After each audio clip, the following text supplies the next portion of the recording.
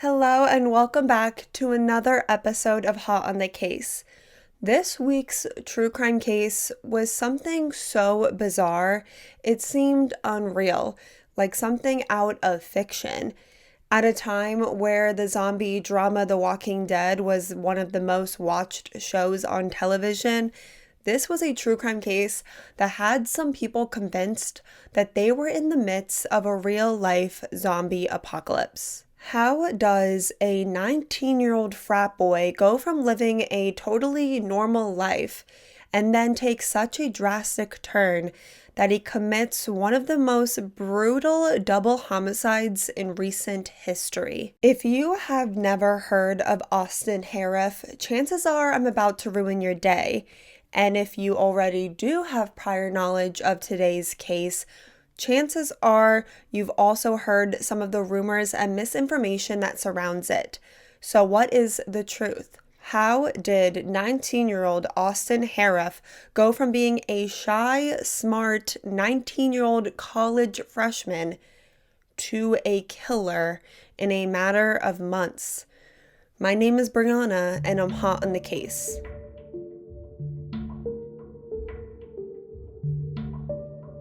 Austin Harrouff was born December 21st, 1996 to his parents Wade and Mina. And a year later, Austin became a big brother after the birth of his sister Haley. The Harrouff family lived in Palm Beach County, Florida, in a quite affluent area. Austin was very close with his mother and his sister, but the relationship with his father could be strained at times. Austin's father, Wade, was a very successful dentist, and he could be kind of strict.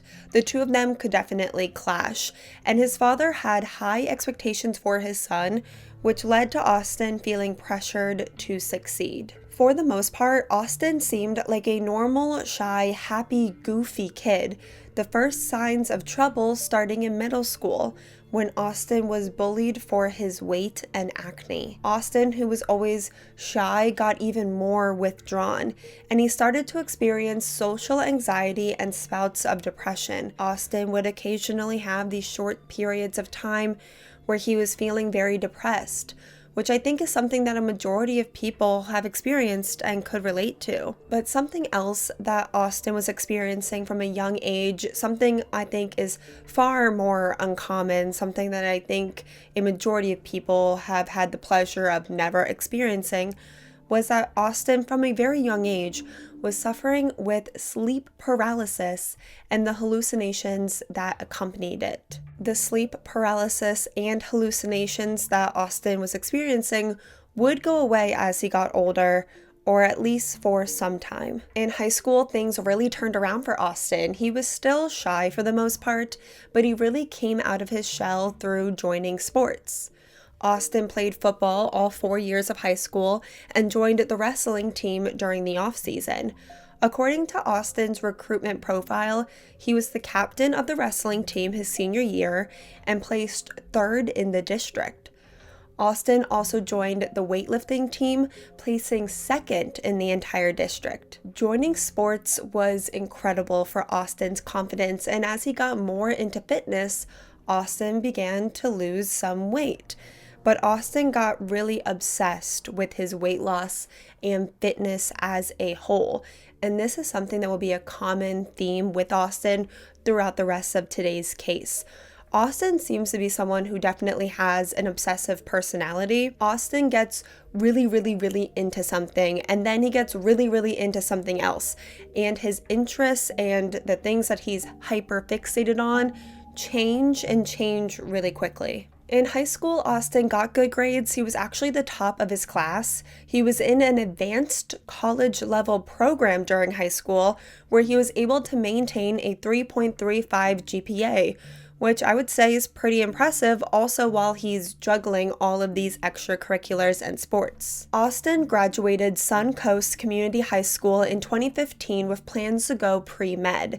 But Austin would later change his major to exercise science. It really did seem that up to this point, Austin had a promising future awaiting for him, but Austin's future would soon derail and take a drastic, deadly turn. Austin enrolled at Florida State University, and he actually joined a fraternity there called Alpha Delta Phi. And during Austin's freshman year of college, he definitely drank and partied a lot. And, that definitely seems to be something that would come with the frat boy territory.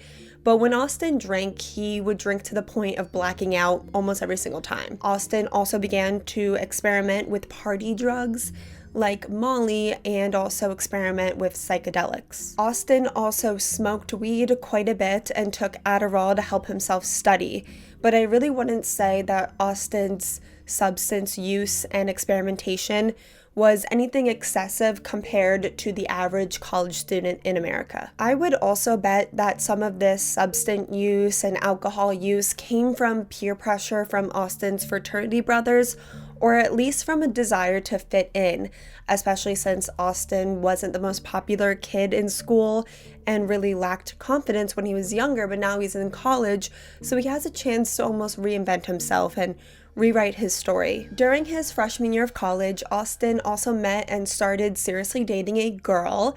So, really for the most part, Austin's freshman year of college was normal. It was almost too normal. It was so average, which is why it's so confusing how everything took such a terrible, dark turn only a few months later. During summer break, Austin started working part-time with his father as a dental assistant. And that summer, the summer of 2016, changed everything. At first, the red flags weren't so obvious. It seemed like Austin was just desperate to reinvent himself. He had always been into fitness the last handful of years, but now he was really obsessed with the idea of health, clean eating, and sobriety. He swore off all alcohol and substances, anything he didn't think was clean. Austin began to share his thoughts on fitness and health and sobriety and purity on YouTube. His YouTube bio, in hindsight, appears to be almost a cry for help. I've got a psycho side and a normal side. I've lost my mind. Help me find it. And then Austin, kind of out of nowhere, thought that he could be the next big rapper. He got really obsessed with the idea of being the next big name in rap music. This was his new passion. It's all he wanted to do and all he wanted to talk about. And he began sharing music under the stage name Austin Frosty. That summer, the summer of 2016, the summer between Austin's freshman and sophomore years of college, Austin would go through many phases as his personality and behavior completely changed. There was this drastic overnight change in Austin, and his family and his friends really began to see the switch around June, July. Austin first became obsessed with the Illuminati, and then he became obsessed with really serious social issues. Austin, who was always, the goofball, the funny guy, the class clown, wanted to be taken seriously out of nowhere. He told his loved ones that he was going to be the next big civil rights leader, that people would remember him for generations for all of the amazing, great things that he did. Austin was particularly passionate about the Black Lives Matter movement, and Austin would constantly talk to everyone he could about these issues that he felt so strongly about. His friends, his family, even strangers, like the patients at his father's dental office. Austin was also asking everyone, including strangers and his father's patients, really intrusive questions about their personal lives and their problems. And then he would even go as far as to cry, get very emotional, just break out in tears after hearing about the problems these complete strangers were facing. Austin was raised as a Christian, but as he got older, he started to identify more as an atheist. But this summer, he found a renewed interest in religion, and it was all kinds of religion. Buddhism, Christianity, and Austin even began to compare himself to the likes of Gandhi and Jesus, even believing that he could be Jesus, or at least was gifted with the same powers as Jesus, like being able to manipulate water and getting power from water. But with the realization of his new God-like powers came with this overwhelming fear of the devil. The devil was going to get him. demons, dark, evil forces were trying to kill him. Austin completely believed that evil demons were inside his house and were going to kill him and his family. He became so scared to sleep that he wouldn't sleep without the lights on or without the dog in his room for protection.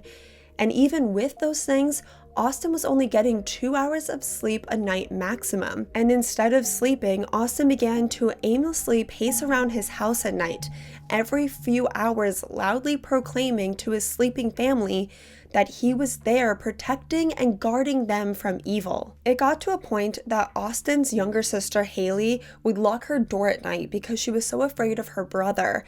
And this was a brother that she previously saw as more of a friend rather than a sibling. So this was a drastic change all in itself. 2 weeks before the tragedy of this case, Austin visited his girlfriend in Tampa, and it seems like after this trip, when Austin came home, is when this drastic change started in Austin, where his behavior completely switched, where he became unrecognizable. I have no idea what happened during this trip in Tampa, but what we do know was during this trip, Austin's sleep paralysis resurfaced, and he would wake up in the middle of the night screaming because he believed that he was seeing monsters. Like I said, when Austin returned from Tampa, he was a completely different person. He was Jesus. He had superpowers. He was invincible. His emotions were scattered. His brain was constantly racing. He had extreme bursts of energy, very talkative. His emotions were fluctuating. Austin had these very high highs, followed by very low lows, where he was distant and depressed and terrified of evil forces and demons. And then Austin began to believe that he was half human, half horse, because his astrological sign was a Sagittarius, which is symbolized by a centaur, and he didn't believe that this could be a coincidence. But some days, Austin would believe that he was half dog, half human. And Austin wasn't hiding these delusions from those around him because he truly did believe that all of these delusions were real, and they were scary to those around him. And according to Austin's Google searches, it was scary for Austin as well. According to Austin's browser history, he was searching things like tips on how to overcome anxiety, selling your soul to the devil, am I crazy, how to know if you're going crazy, hallucinations, and schizophrenia, just to name a few. The once soft-spoken kid had become completely unrecognizable, and if everything Austin, his friends, and his family have said that he was believing and doing and experiencing is true, then Austin was very clearly experiencing a severe mental health emergency.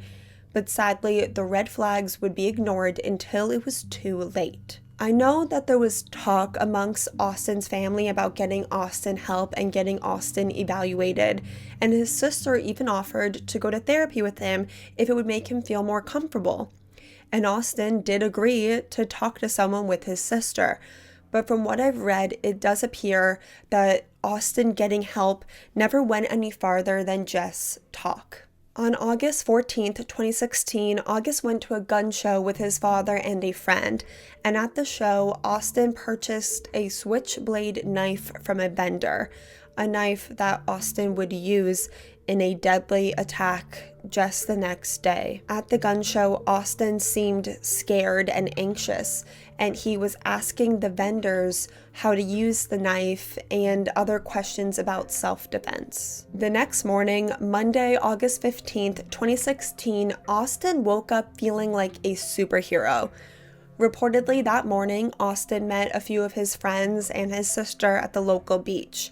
But shortly after they got to the beach, Austin said that he forgot something and he would be right back, only to return in completely different outfit, and an odd outfit at that. Austin had changed into like winter clothing, like long pants, and he put on 2 wristwatches as well, but he's wearing these warm clothing to the beach in Florida in August. It was strange. And Austin's buddies and his sister, who were used to joking around with Austin, kind of poked fun at him, asking him why he was wearing these warm clothing and asking him if he was going to get hot. And Austin, who typically could take a joke, he was always the class clown, the goofball, he exploded this time. And he said allegedly something along the lines of, "Don't you dare call me crazy. If you call me crazy, I will kill you." In so many true crime cases that we cover, and especially like ones like this, I feel like it's really easy to judge, which is why I always try to emphasize that hindsight is 2020. But with this case, I really do believe that what happened was 100% preventable if the warning signs, the so many red flags and warning signs hadn't been ignored. During that beach day, Austin felt like a dog. So he ran down the beach, reportedly on all fours like a dog. And then later that evening, Austin, his sister, and their friend met Austin's dad and Austin's dad's girlfriend for dinner at a sports bar and grill called Duffy's. And on the walk to that restaurant, Austin felt invincible, like he had superpowers. He was a superhero with superhuman strength, and he wanted to test his immortality by walking into oncoming traffic. But once they got to the restaurant, at least for a little bit, it seemed like everything was normal, but Austin would not be at the restaurant for very long. After putting in their entree orders, but before their meals actually arrived, Austin got up to use the bathroom. But instead, he just left the restaurant abruptly without a word, and he walked all the way to his mother's house, which some sources say was almost 2 miles away. And Austin's mother was not expecting her son, but of course it wasn't weird that he was there. I mean, he lived there, but he was acting weird and he was saying some really weird things. At the time that Austin arrived at his mother's house, she was cooking dinner for herself, so she asked her son if he was hungry, and he said yes. But as they got into the kitchen, Austin picked up a bottle of cooking oil that his mother was using. It was like vegetable oil, and he began to drink it. And his mother actually had to rip it away from him. And back at the restaurant with the rest of Austin's family, they had finally realized that Austin wasn't there and he had left. He wasn't in the bathroom, and all of their meals had arrived. So Austin's younger sister called her mom to see if her brother was there, and of course, he was. So Austin's younger sister asked if their mom would drive him back to the restaurant, and his mom agreed. Austin's mother dropped him back off at the restaurant, and this is part of the story that I have to try really hard not to judge the choices of Austin's family. I try to remind myself that hindsight is 2020. I do feel like, though, if it was my child, that I would probably decide that it would be best if my child just stayed home for the rest of the night if he abruptly left a dinner after acting weird all summer, walked 2 miles to my house, and then began to chug vegetable cooking oil. And maybe Austin's father was kind of feeling the same way, because once Austin got back to the restaurant, his father, Wade, had pretty much had enough. His son had been acting weird all summer, so he got pretty much in Austin's face and asked him, "What is wrong with you?" And a heated argument between Austin and his father started, and actually led to Austin's father, Wade, pulling at his son's collar. And then Austin kind of wound up like this, like he was going to punch his father in the face. He didn't actually ever make physical contact with his dad. He just once again left the bar and grill, and the ticking time bomb that was Austin Harrouff was about to go off. Austin claims that he didn't know where he was going this time, and he was just walking around different neighborhoods aimlessly. And then he began to panic. He got really paranoid and believed that something evil was following him. Something evil wanted to hurt him. And according to Austin, he saw a being. It was a demon, an evil force, wrapped up in black clothing with a black hood, with a stark white body, something that seems to resemble the Grim Reaper. And Austin began to run frantically away from this evil being. And as Austin ran, he saw a bright light in the distance. And Austin believed that that light would be a safe place for him. So he ran up to the light and he started begging for help, begging anyone to help him. And once he got to the bright light, he heard a terrifying scream. And the scream was coming from a witch. and he believed that he was under attack. Finally, these evil forces had caught up to him, these evil forces that were trying to kill him all summer. So Austin attacked the witch. He began to beat the witch, and then he began to stab the witch with this switchblade knife he had bought the day prior. Well, that's what Austin claims to remember, but in reality, that bright light that Austin ran up to was actually the garage light of a married couple. 53-year-old Michelle Mishcon and 59-year-old John Stevens have been married for almost 19 years. They were a happy, loving couple, and they were kind, welcoming people. Both of them had the pleasure of retiring early and enjoyed the retirement, relaxing together, and occasionally hosting their loved ones. Michelle and John had turned their garage into almost like a second living room. Decorations and couches and TVs, a nice place to relax and possibly have a drink. They spent many evenings in their garage with the garage door open where they could smell the water and feel the breeze and wave as their neighbors walked by. And that's what John and Michelle planned on doing that evening. Michelle was already in her garage having a relaxing evening, and her husband was either about to return from a walk with their dog or about to leave for a walk with their dog at the exact moment that 19-year-old Austin Harrouff came running towards her. Michelle was spooked. I mean, who wouldn't be? She was supposed to be able to relax safely in the comfort of her own home. And then this 6-foot-something, 200-pound stranger came barreling towards her out of nowhere.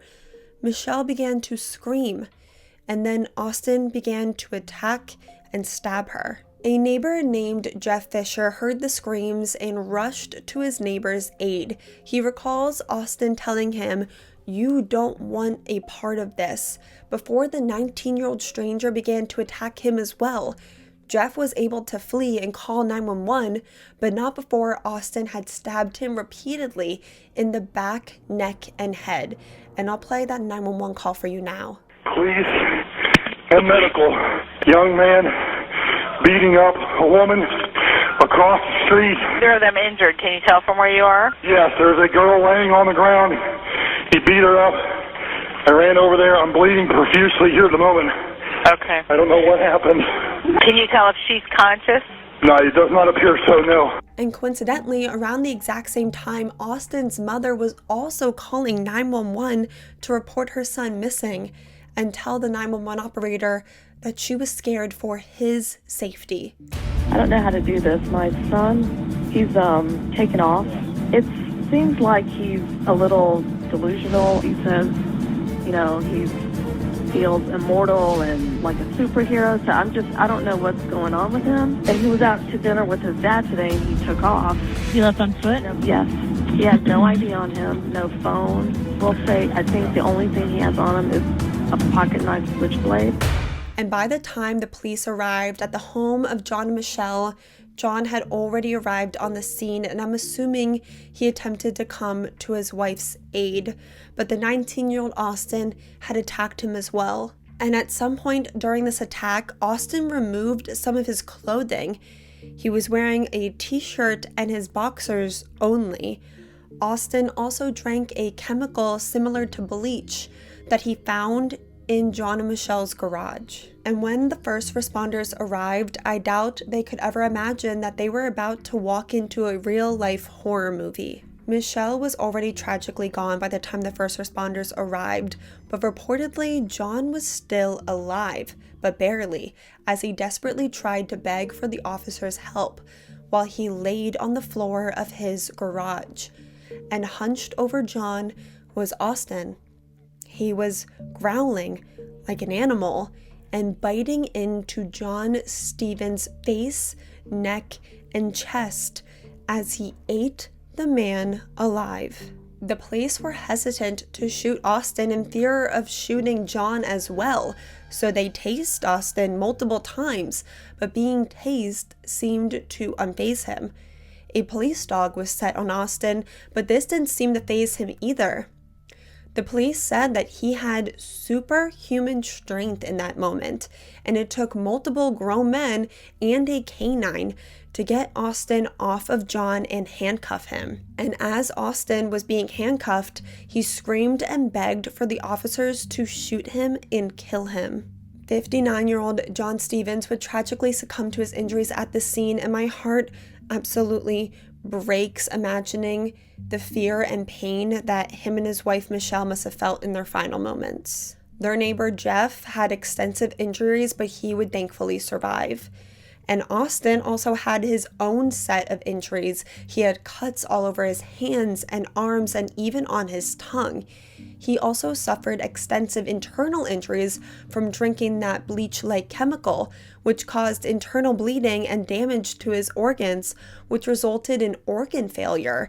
And it definitely seemed like Austin would not survive. This story quickly became huge headlining news, mostly because how unreal the entire situation sounded.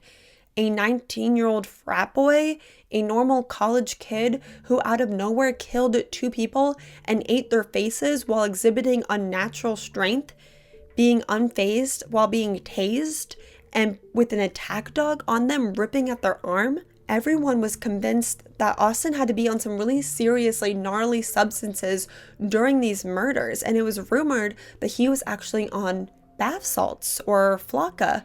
So imagine the shock when Austin's toxicology report came back completely clean, other than a small amount of weed. I remember exactly when this case happened. I think I remember the exact day this case happened, and I remember people being completely convinced that the real zombie apocalypse was underway. Austin was in a coma for 11 days, but he miraculously survived, and when he woke up, he claimed to not remember much of the murders. He claims to remember attacking the witch, he claims to remember attacking a man, but he couldn't remember if it was Jeff or John. He also claims to remember drinking what he thought was alcohol, but we know was actually a bleach-like chemical. And then he says the next thing he remembered was waking up in the hospital.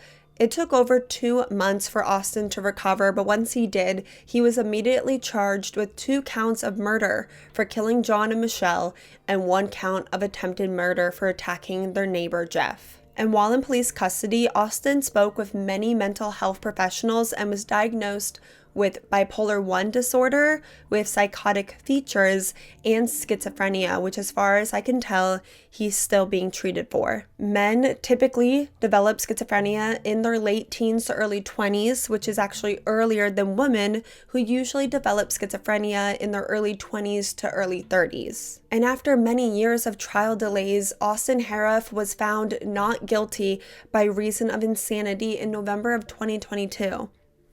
2 separate experts, one for the defense and one for the prosecution, both determined that Austin was experiencing a psychotic break at the time of the murders, and that he lacked intent necessary to be criminally responsible. And this was really, really devastating for the loved ones of John and Michelle.